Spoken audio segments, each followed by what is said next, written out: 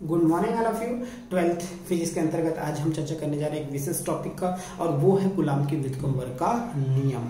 तो कूलाम का व्युत्क्रमण का नियम क्या बोलता है उसके बारे में हम जान लें कि वास्तव में हमने पिछले क्लास में ये बताया कि जब कोई दो चुंबक एक दूसरे के क्लोज आते हैं तो कहीं ना कहीं उनमें आकर्षण या फिर प्रतिकर्षण का गुण पाया जाता है। तो आकर्षण या प्रतिकर्षण के जो गुण पाया जाता है उसमें उसका लगने वाला परिमाण है, उसका बल कितना होगा, उसकी व्याख्या जो है वो कूलाम ने की थी, जिसके आधार पर कूलाम के व्युत्क्रमण के नियम का नाम दिया गया है। तो देखते हैं क्या होता है कि किन्हीं भी दो चुंबकीय ध्रुवों के मध्य लगने वाला आकर्षण अथवा प्रतिकर्षण बल। आकर्षण इसलिए बोला जा रहा है क्योंकि अगर विजातीय ध्रुव हुए तो, और प्रतिकर्षण इसलिए बोला जा रहा है क्योंकि अगर सजातीय ध्रुव होते हैं तो उस स्थिति में बोला जाता है कि किन्हीं भी दो चुंबकीय ध्रुवों के मध्य लगने वाला आकर्षण अथवा प्रतिकर्षण बल सदैव उनके ध्रुव प्राबल्यों के गुणनफल के अनुक्रमानुपाती तथा उनके मध्य दूरी के वर्ग के व्युत्क्रमानुपाती होता है। फॉर एग्जाम्पल, अगर मैं मान लो दो चुंबकीय ध्रुव, एक N ले लेता हूं और दूसरा S ले लेता हूं, तो उस स्थिति में इनके मध्य लगने वाला आकर्षण अथवा प्रतिकर्षण बल, तो इसका ध्रुव प्राबल्य मैं मान लेता हूं M1 और इसका ध्रुव प्राबल्य जो है वो मान लेता हूं मैं M2, और इनके बीच की जो दूरी है वो मान लिया जाता है स्मॉल r। तो उस स्थिति में इनके दोनों ध्रुवों के मध्य लगने वाला जो बल होगा, इन दोनों के मध्य जो लगने वाला बल है F का जो मान है, यदि ध्रुव प्राबल्य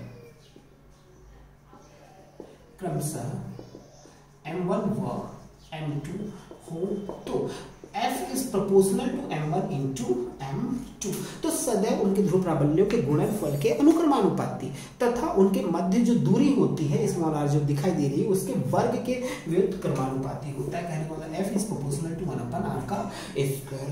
अब अगर मैं इन दोनों नियमों को मिला देता हूँ, एक साथ कर देता हूँ, क्योंकि दोनों तो एक ही कंडीशन को अप्लाई कर रहा है, तो M1/M2/r का स्क्वायर, तो M1 इंटू M2/r का स्क्वायर हो जाएगा। या जैसे ही हमको पता है कि जब प्रोपोर्शनल चिन्ह हटाते हैं तो एक नियतांक जोड़ा जाता है capital K M1 into M2/r का स्क्वायर। तो निश्चित तौर पे ये कूलाम का व्युत्क्रमण का नियम कहलाता है कि किन्हीं भी दो चुंबकीय ध्रुवों के मध्य लगने वाला आकर्षण अथवा प्रतिकर्षण बल सदैव उनके ध्रुव प्राबल्य के गुणनफल के अनुक्रमानुपाती तथा उनके मध्य दूरी के वर्ग के व्युत्क्रमानुपाती होती है। अब यहाँ पर जो हम बात करने जा रहे हैं, जो K का मान होता है वो माध्यम पर डिपेंड करता है।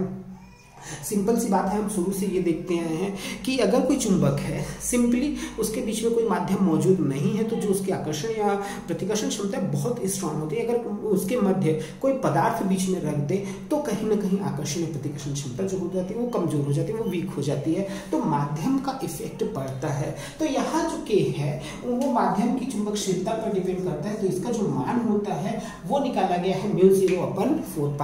तो इस आधार पर ये बोला जा सकता है कि F का जो मान होता है μ0/4π M1 M2/r का स्क्वायर।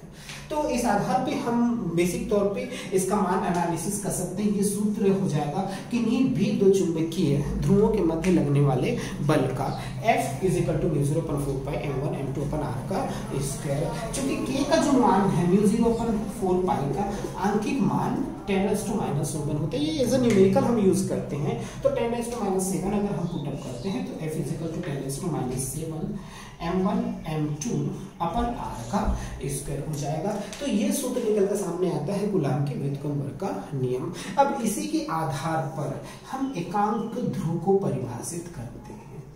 एकांक ध्रुव कूलाम के व्युत्क्रमण नियम के आधार पर ही हम यूनिट जो पोल्स होते हैं उसकी जानकारी प्राप्त करते हैं, एकांक ध्रुव की जानकारी प्राप्त करते हैं। तो चलिए चर्चा करते हैं एकांक ध्रुव वास्तव में होता क्या है।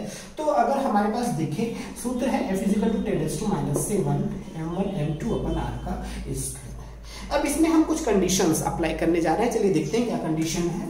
यदि F बराबर 10⁻⁷ न्यूटन, हमने जो फोर्स लगाया वो 10⁻⁷ न्यूटन का फोर्स लगाया, और जो दोनों ध्रुव प्राबल्य हैं उनको एक समान मान लेते हैं। मतलब जो चुंबकीय ध्रुव हैं उनके ध्रुव प्राबल्य यदि एक समान हो तो उस स्थिति में तथा r का जो मान है वो 1 मीटर है। दोनों ध्रुव प्राबल्य के मध्य जो दूरी मान के चल रहे हैं वो हम 1 मीटर मान के चल रहे हैं। ऐसे केसेस में F की जगह 10⁻⁷, यहाँ 10⁻⁷ ऑलरेडी मौजूद है, M1 की जगह M, M2 की जगह M और दूरी की जगह 1 का स्क्वायर। अब अगर हम सॉल्व करके ये दोनों कैंसिल हो जाएंगे तो m square is equal to 1, तो which is equal to m is equal to plus minus 1। तो जहां हमारे पास निकल कर सामने आ रहा है कि जो ध्रुव प्राबल्य है उनका जो परिमाण है वो एक निकल कर सामने आ रहा है, जिसको एकांक ध्रुव कहा जाता है। यदि उसका परिमाण एकांक हो जाए तो ऐसे ध्रुव को एकांक ध्रुव कहा जाता है। पर ये ऑलवेज तो होता नहीं है, वो तो अप्लाई करता है कंडीशंस पर। तो हमारे कंडीशंस क्या है उसको हम स्टडी कर लेते हैं। तो उसके आधार पे मैंने बार बार बताया कि condition is depend on the definition, मतलब डेफिनेशन जो है वो कंडीशंस पर डिपेंड करते हैं। और अगर हम कंडीशंस के आधार पर डेफिनेशन बनाने की आदत डाल लेंगे तो हम किसी भी डेफिनेशन को आसानी से तैयार कर सकते हैं, रटने की आवश्यकता नहीं है। तो चलिए देखते हैं हमने क्या कंडीशन अप्लाई किया है। सबसे पहला हमने अप्लाई किया है कि जो दोनों जो फोर्स है वो मान रहे हैं कि 10⁻⁷ न्यूटन है। तो इस आधार पे हम परिभाषा शुरू करेंगे कि यदि समान परिमाण दोनों जो ध्रुव प्राबल्य है उनका परिमाण जो है वो एक समान है, तो समान परिमाण के ध्रुव प्राबल्य यदि या समान ध्रुव प्राबल्य के दो ध्रुव एक दूसरे से 1 मीटर की दूरी पर स्थित हो तथा एक दूसरे को 10⁻⁷ न्यूटन बल से प्रतिकर्षित व आकर्षित करते हो, तो दोनों ध्रुवों में से प्रत्येक ध्रुव एकांक ध्रुव कहलाता है। तो हमने देखा कि जो परिभाषा है वो कंडीशन के आधार पर तैयार किया है, तो इस आधार पर एकांक ध्रुव की परिभाषा हम आसानी से तैयार कर सकते हैं। एक बार फिर हम देखते हैं परिभाषा को। तो ये बोला जा सकता है कि समान परिमाण के दो सजातीय अथवा विजातीय ध्रुव, समान परिमाण के सजातीय अथवा विजातीय ध्रुव, क्योंकि पहले भी बोला गया है कि ये दोनों जरूरी नहीं कि NS भी हो, N भी हो सकते हैं, S भी हो सकते हैं, इसलिए सजातीय और विजातीय वर्ड यूज किया जा रहा है। तो एक बार फिर से देखते हैं कि समान परिमाण के दो सजातीय अथवा विजातीय ध्रुव यदि एक दूसरे से 1 मीटर की दूरी पर स्थित हो तथा एक दूसरे को 10⁻⁷ न्यूटन बल से प्रतिकर्षित अथवा आकर्षित करते हो, तो दोनों ध्रुवों में से प्रत्येक ध्रुव हमारा एकांक ध्रुव कहलाता